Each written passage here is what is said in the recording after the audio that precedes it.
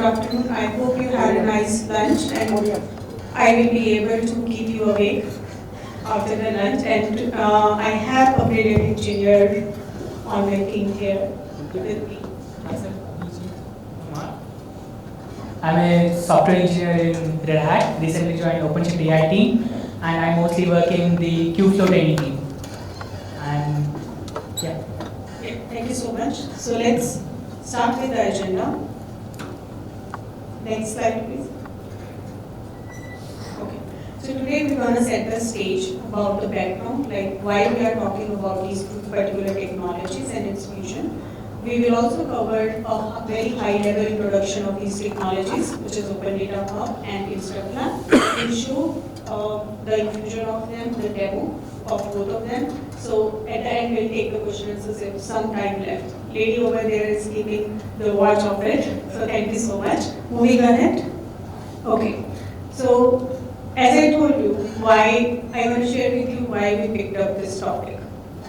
Actually, one of my biggest pet peeve in AI is that there is a myth that we cannot do the AI in open way, in a true open source way. If the model is open, then data is not open.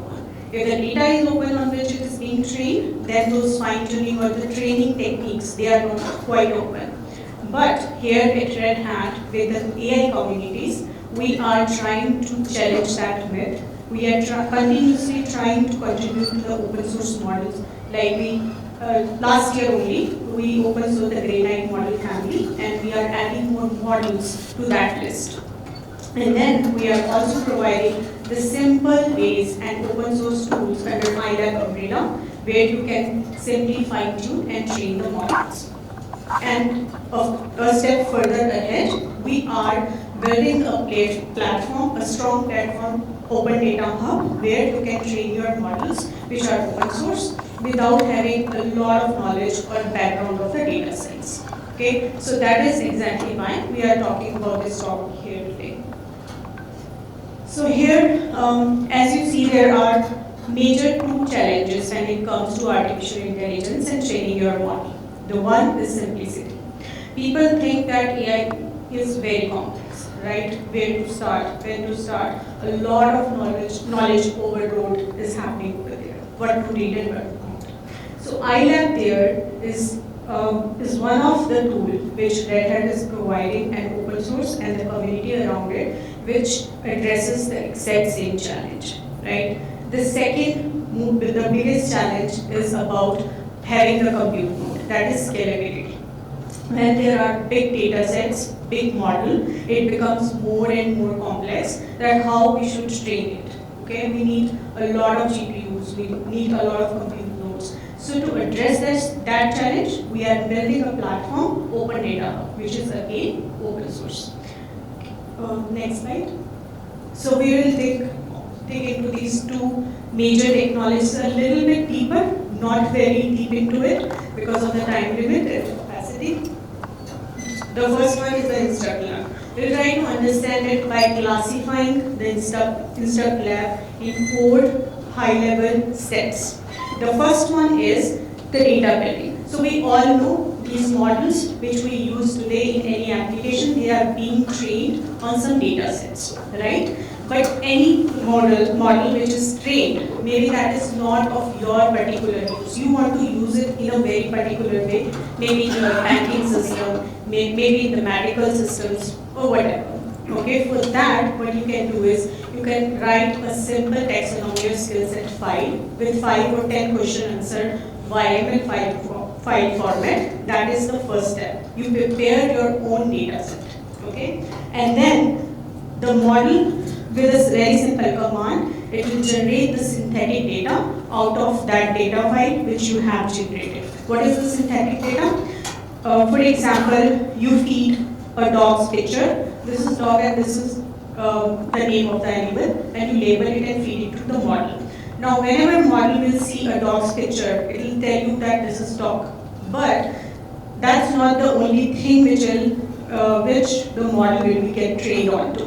What it will do is, it will create a lot of combinations and parameters, permutations of that dog picture. It will blur the pixels, it will tell the head of the dog and still label it as a dog, so that it can identify thousands of different pictures of the dog, not just one. So that is the synthetic data. Okay. The next step is to validate that synthetic data by using another model, and human intervention can also be done. Sometimes, model hallucinate. It generates the wrong output for you. Sometimes it shows you three-legged dog. How? Because that synthetic data which it has generated was flawed. Okay, to eliminate such errors, we use the validation step in the InstructLab. Last but not the least, the main job is to fine-tune that model by using that synthetic data. For the fine-tuning in iLab, we use the PEFT method and QLoRa method, which is parameter efficient tuning, and QLoRa is quantized low rank adaptation. I cannot go into too much detail, but just think of a smaller quantized version of the model. You will not adjust all the weights of the model, but the subset of that. Okay, next slide please. To execute all of these steps, you just need some of the command line commands to run them on the command line, and you can achieve that very easily. I'll show you that in the demo in a while as well. Rest of the steps are same. My enthusiastic partner has created duplicate slide. Move on. So this is the demo time. Can we execute it? Yes. So here we have installed the ilab already by just simple pip install command. We have configured it. And all of this you will get upstream repo, no need to worry about it. We edit it. We downloaded the model. We are using Mistral-Eval 7 billion parameter model, which is very small in the size. So you don't need to worry about a lot of GPUs or the compute power. We are serving it to inference it in chat. We'll ask a question. So this is the interaction, how we will download a model using the InstructLab and can inference with it, meaning chat with it. And then this is the question it's asking. This is how it answered. Okay, now we will see those 4 steps which I showed you in the previous slide practically, that we will create a simple file of skill and taxonomy and we'll place it in the directory structure. So this is the file which we have created with the question and answers. And then we will generate the synthetic data out of it. The model will generate the synthetic data out of it. We again create a permutation and combination of this 5-10 sets of questions to train the model in that particular domain. So here we are generating the synthetic data. This is the file which has been created, which can be used to fine-tune the model.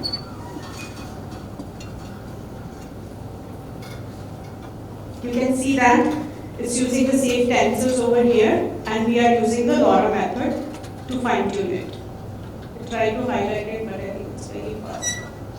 So we'll see before training the model, if we ask a question,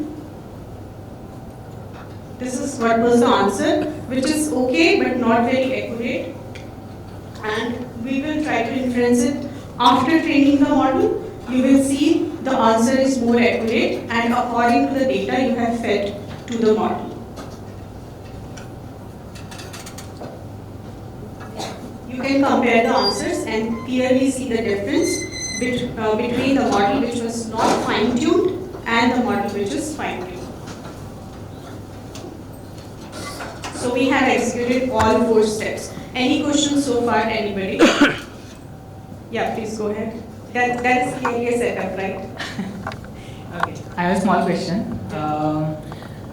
It's really awesome how you truly explained about the InstructLab and what it offers to user to download open source models, running or inference it on your local system, and then fine-tuning it according to your own use case. But my question is, let's say I have larger pre-trained model and larger data set, and I try to run it on your local system, and I'm not sure what might happen. I will start running it on my local system, and then God knows what might happen. I would need to opt for the fire safety training as well. So my question is it possible to run the same procedure in a Kubernetes ecosystem to get advantage of the accelerators and GPUs more efficiently? Yes, first of all, thank you so much for putting two very attractive chips just in one slide. I am impressed. And to address your question, Open Data Hub is the answer. We have seen in the previous demo that we have used a very small model and a small set, a data set, very small size. But what if we want the larger training data sets to train the larger models? So to address that, we have the Open Data Hub, where we are using Kubernetes at the underlying platform, where you can use the containers, you can use pods, and you can distributely train your model by having the distributed training jobs on top of OpenShift and Kubernetes. So moving ahead.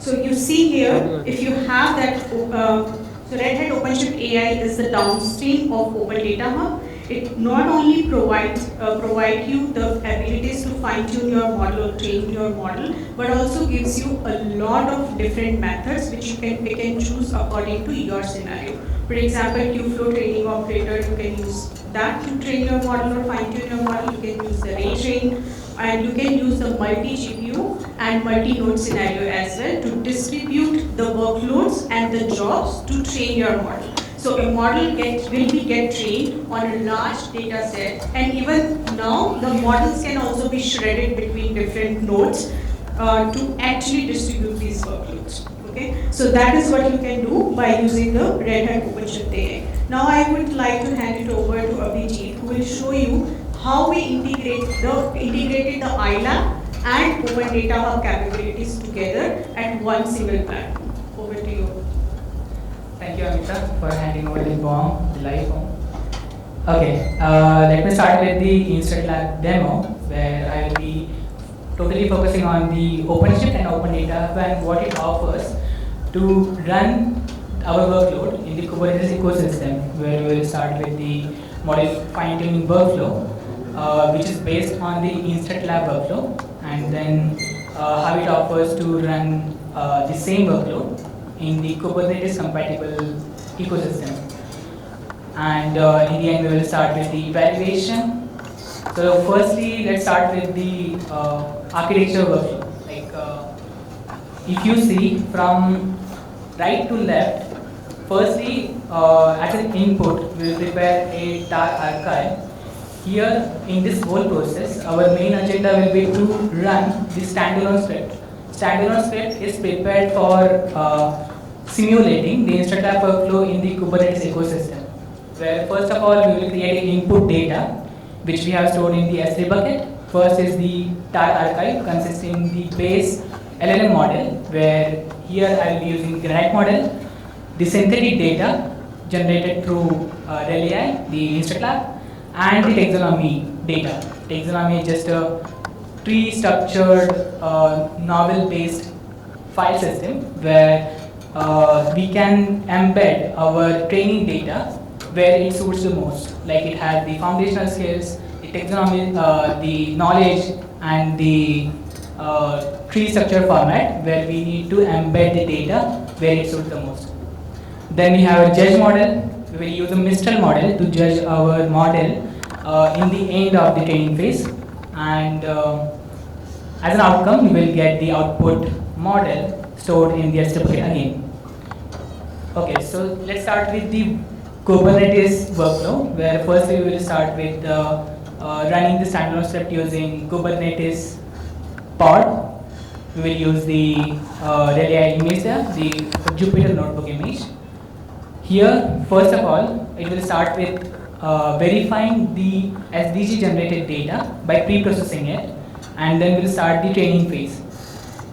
During training phase, it will utilize the OpenShift AI's training operators PyTorch job platform, where it will help us to run the same workload by distributing it among multiple cluster nodes, so that in case of efficiency, we will be able to utilize the accelerators which are available on multiple cluster nodes parallelly.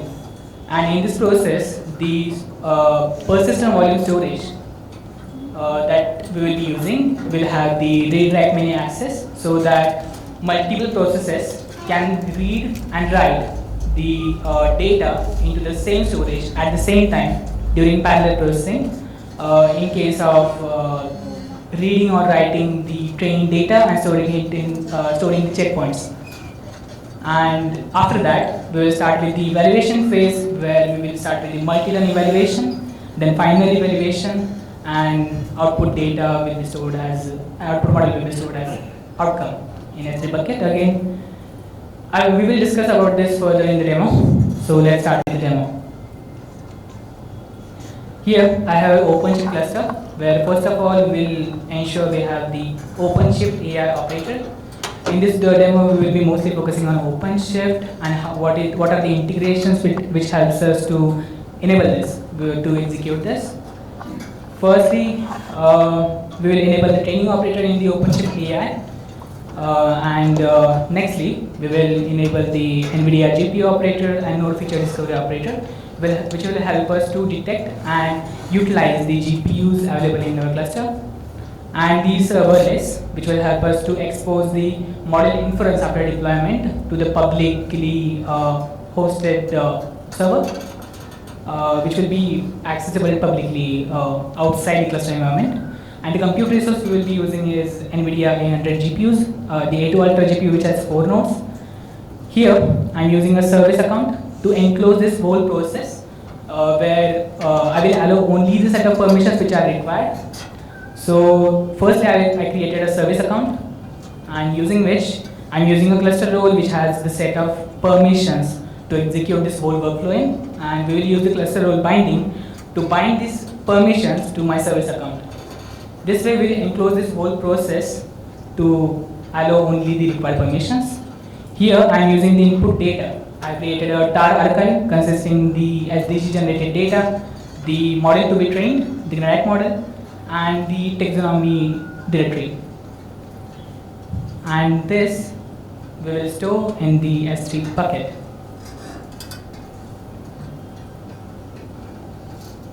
Okay, so as we have a service account, let's head over to our OpenShift environment, OpenShift AI environment.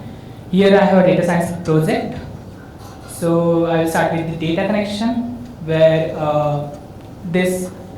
through this we will be able to specify from which S3 compatible storage we need to download the data from. We will provide the required credentials, and this is the S3 bucket that I have ready with me. I have tar archive, and nextly I have the Mistral model here in the S3 bucket, which we need to deploy separately. So let's start with deployment process through the OpenShift AI.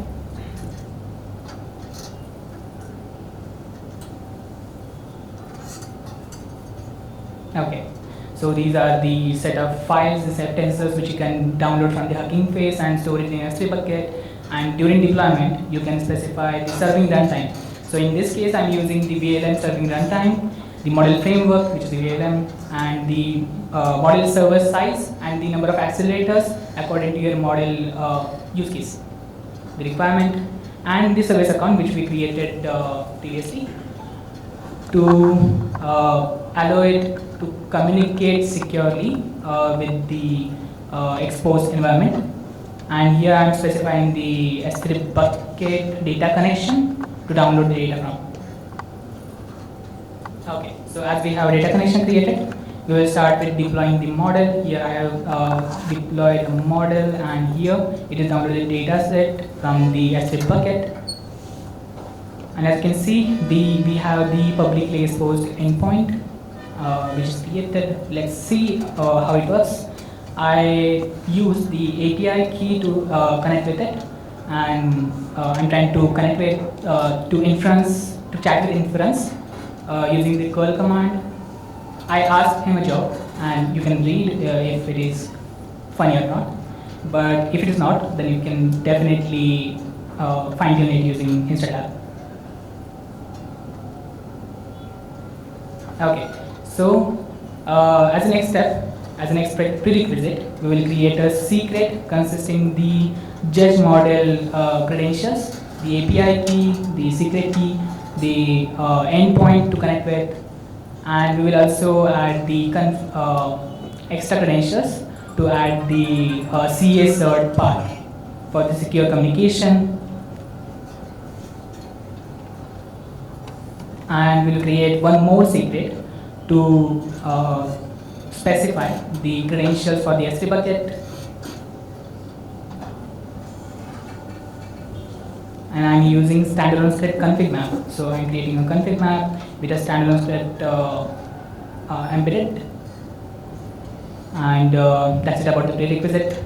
Now from this, the practical demo starts, where we will create a pod, where I will specify the image, then the S3 credentials to download the data from, which we created secret for, and we can specify the command to run this script as part of the pod execution. We will specify the storage class.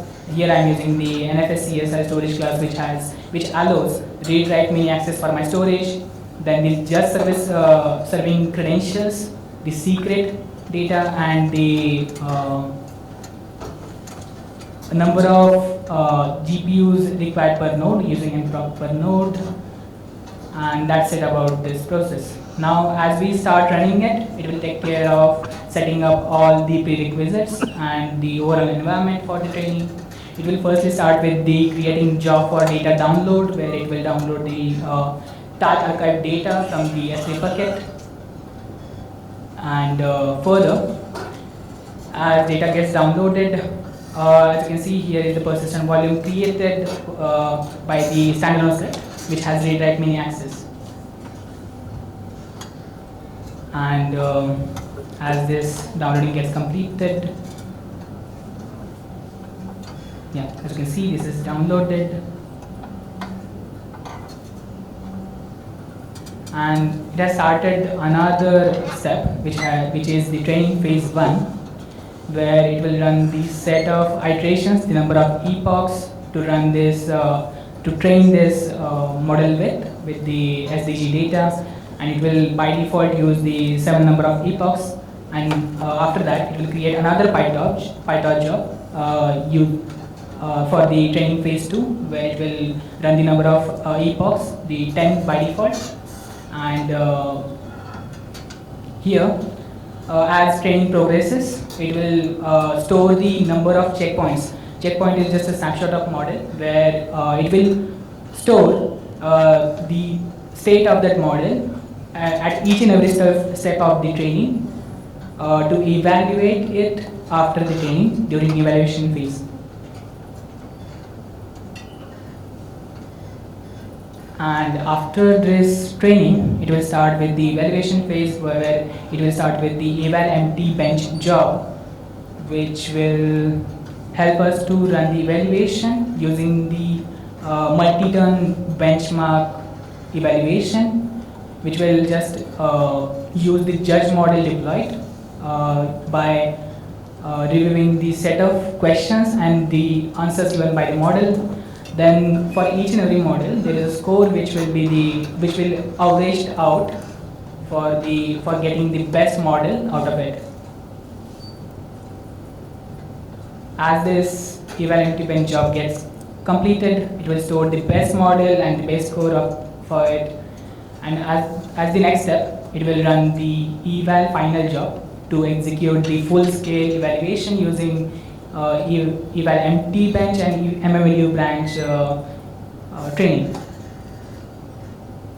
The evaluation, and in the end, it will create one more job to train to upload the trained model to S3 bucket again. So this is the overall workflow which we try to execute to simulate the InstructLab workflow in the Kubernetes ecosystem. And here is the model stored. This is the output model, the output outcome, and the results of evaluation, and that's it. This is the outcome of this whole process, and we get the trained model as an outcome. that's it about this presentation. And to get exposure to this whole data, you can go through the Open Data InstructLab OCP GitHub repository. It is open source, you can contribute it in, and then you can see all the step-by-step procedure, how you can do it. And here, this is the standalone script, which enables us to run this whole process. Here, there are multiple phases, but you can run these phases individually as well using this standalone script. And here is the procedure to run this as part of Kubernetes ecosystem on OpenShift AI. So this will be a great help for trying it on your own. And I hand over my mic to Amita again. Yeah, so you have seen that how much hard work we are putting it in and still keeping it open source. You can go to the GitHub repository, fetch it and try it on your own. And we are not stopping ourselves just here yet. Our UI UX teams and the dashboard teams are putting more efforts into it, where we will hide all of this complexity which we have shown you. This is the phase 1. We have phase 2, phase 3, phase 4 of this particular feature, ilab integration with Open Data Hub and RHELAI, where all this complexity will be hidden behind the dashboard of the ODH and the RHELAI. And you just need to do a drop down which model you want to fine tune. You need to select which method you want to choose to fine tune your model, how many nodes you want to choose, which GPU, AMD, CUDA or ROCm, whichever you want to choose. And then we are also providing a model registry where you can store your model after each training cycle and you can compare them that which one is the better one to use it. We are integrating all of these capabilities with data science pipeline using the RHELAI capabilities where you can have these training jobs running in the entire MLOps and automated fashion. So this is what we are doing and this is how the future is looking like. This is the architecture. I will not go deeper into it because we don't have a lot of time left, but we can spend these last 3 minutes to take any questions if you have. Any questions, anyone?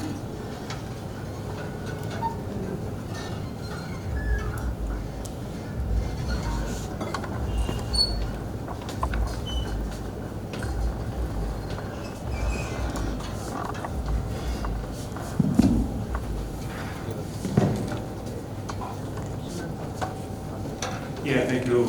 Very, very good talk and demo. And I'm wondering about the workload on the OpenShift and what is the utilization, how many CPU and how many memory you would need to run the pipeline.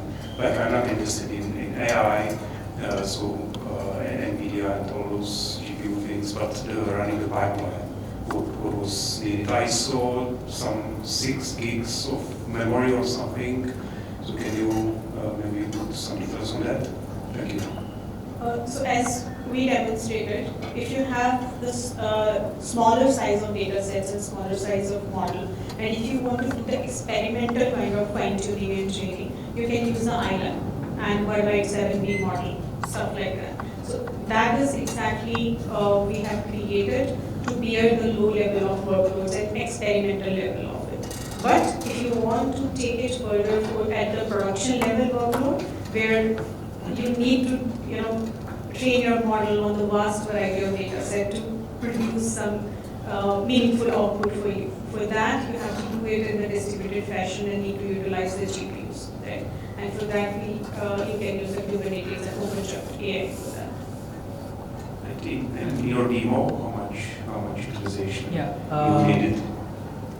For the demo, the pre-trained model that I used is Granite 3.1, which is recently released.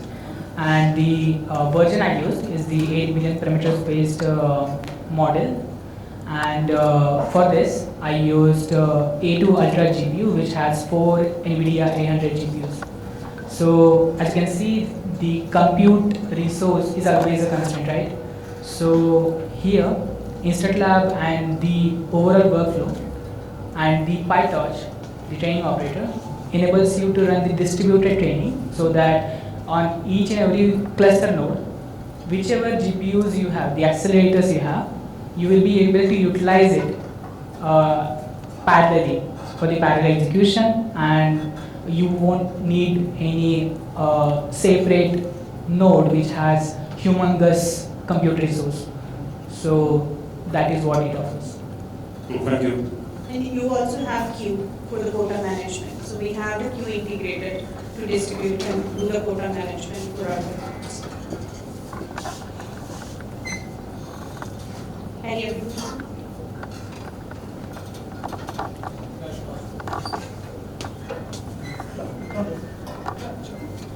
So we have a lot of students in the room, and a lot of these technologies are having, let's say, they need licensing, or they need buy them from marketplace and get. Is there something available for students to try and learn? Because you call out like when you have are showing the GPU things, they are like very expensive. Even getting from foreign companies is difficult. So what can you share with students? What would be the starting point for them where they will not need these kind of resources, or they can get something for experimental basis? Do you have any resources? That's a very good question, and I want to reshare this fact again. I have a Lenovo laptop and I have Fedora installed on it. So the first experiment which I have shown, ilab one, we didn't want this particular laptop until unless we didn't go for creating the SGD and the fine tuning, the larger capacity of the data sets.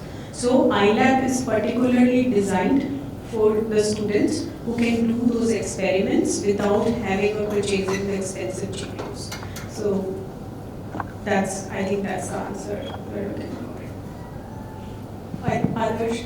Yeah, so like we saw this in a hosted format, right? Amita? Like if there is something related to disconnected environments or air gap networks, so how does the GPU, the node discovery operator, or the NVIDIA GPU operator interact with it? Do we have any different computations for disconnected environments?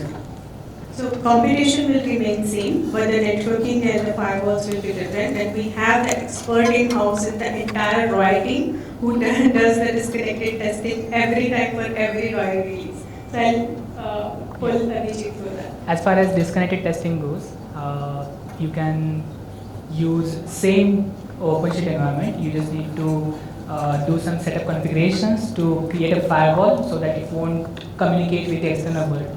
So as part of this workflow, we are providing all the set of prerequisites, like the images, the base images, so that you don't need to install any other additional packages from the official pipeline from the external world. So what you need to do is you need to use the same images which has the base dependencies pre-installed. You need to use there are 3 steps which you need to configure. First is the mirror registry, which will have the set of images required, and that will be under the firewall of disconnected cluster. The second thing is the pipeline mirror index, where you will have the Python dependencies installed, and it will also be in the firewall, under the firewall. And that's it. And it will just work similar to as we do in the connected Kubernetes ecosystem. Thank you. Thank you so much. If you have any more questions, you can reach out to us anytime. Thank you so much for your